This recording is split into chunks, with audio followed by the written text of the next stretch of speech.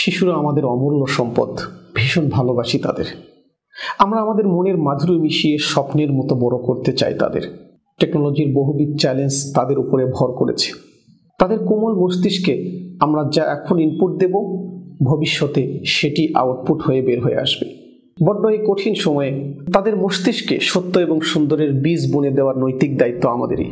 তাই গার্ডিয়ান তৈরি করেছে শিশুদের প্রথম পার্ট সোনামণি সিরিজ। 4টি প্যাকেজে মোট 20টি বই রয়েছে এই সিরিজে। এর মধ্যে 8টি বই নিয়ে সাজানো হয়েছে বর্ণমালা প্যাকেজ।